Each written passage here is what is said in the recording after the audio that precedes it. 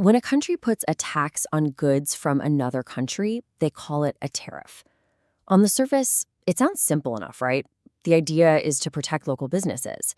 But the reality is this huge, tangled economic web that stretches from a factory on the other side of the world all the way to the price you pay at the store.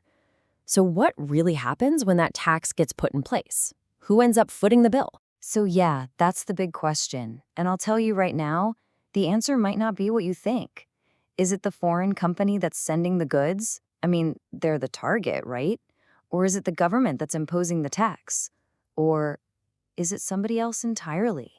Let's follow the money and see where it takes us. Okay, let's get one thing crystal clear from the get-go. A tariff is a tax. But here is the critical part, the bit that gets a little confusing. It is not paid by a company in, say, China or Mexico directly to the U.S. government. Nope. The company that actually writes the check to the Treasury is the American company that's importing the goods. And right there, that's the moment the cost starts its long journey through our economy. All right, to really see how this plays out in the real world, let's trace the journey of something simple. Think about a t-shirt, or a part for your car, or heck, even the phone you might be holding right now. So that American company, the one that imported the t-shirt and paid that tariff, now has a brand new cost on its balance sheet. And let's be real, businesses are not in the habit of just eating new costs, especially if they're working with thin profit margins. That cost has to go somewhere. And usually it gets passed right down the line.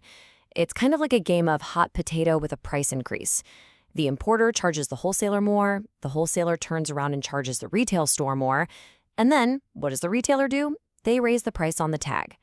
So that tax, the one paid by the American importer, often ends up being paid by you, the consumer. And look, this isn't just numbers on a spreadsheet or some abstract economic theory. This policy has a very real and very human cost, a cost that ripples across the entire globe and right back into our own communities. The global impact of these policies can be just profound. The Associated Press had this incredible report about a clothing factory in the small African nation of Lesotho. When U.S. tariffs went up, the orders just dried up. A factory that supported over 1,000 families fell completely silent. It's just a powerful reminder of how economically interconnected our world really is. And that impact hits home in some really tangible ways. A user on Reddit shared their bill for new brakes for their car. A few months earlier, the parts were going to be $268. After the tariffs hit, the exact same parts were now $347. That's almost a 30% jump. And they said the American-made parts were still more than double that price. You know, huge corporations can often figure out how to weather these storms. But it's the small businesses that get hit really, really hard. Sources like Fast Company and the U.S. Chamber of Commerce point out that these businesses can't just absorb rising costs when they're on razor-thin margins. But what's maybe even more damaging is the uncertainty. Business owners actually call it a whiplash effect. How can you possibly plan for the future, invest, or hire new people when you have no idea what the rules will be in 6 months? It's just crippling. So let's pull the lens back from these individual stories and look at the big picture. What does the data tell us? Let's check out the economic scorecard and ask a simple question. Did these policies actually do what they promised? I mean, that was the core promise, wasn't it? To protect and grow American jobs and to strengthen the whole economy. So let's be blunt. Did it work? Let's look at what the studies found. What's pretty amazing is how consistent the findings are from all these different institutions. The Penn-Wharton budget model, they projected a decline in long-run GDP. The U.S. Chamber of Commerce, they estimated a cost of about $4,000 to the typical American household. And a major study from MIT's economics department, they concluded the overall effect on jobs was, at best, a wash.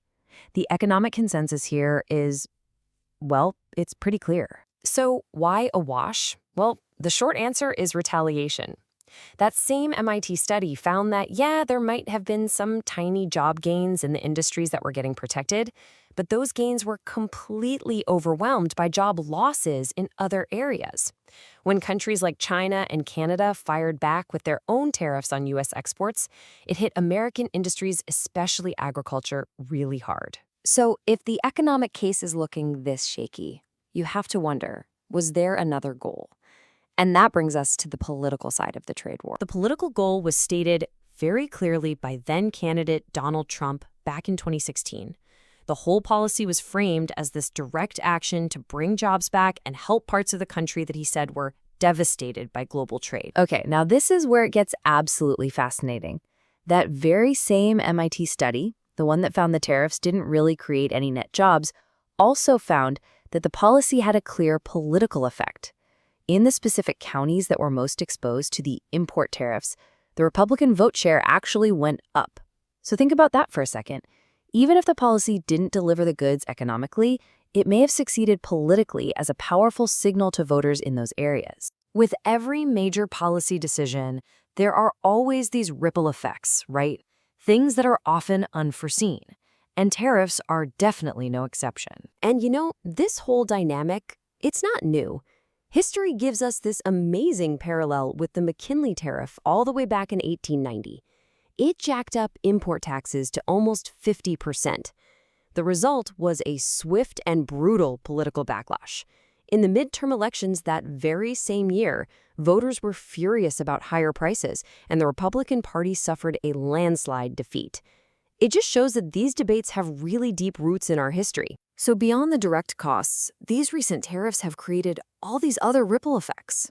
We already talked about foreign retaliation, but they also just strain relationships with our key allies. They disrupt the supply chains for our own manufacturers who need stuff like steel and aluminum.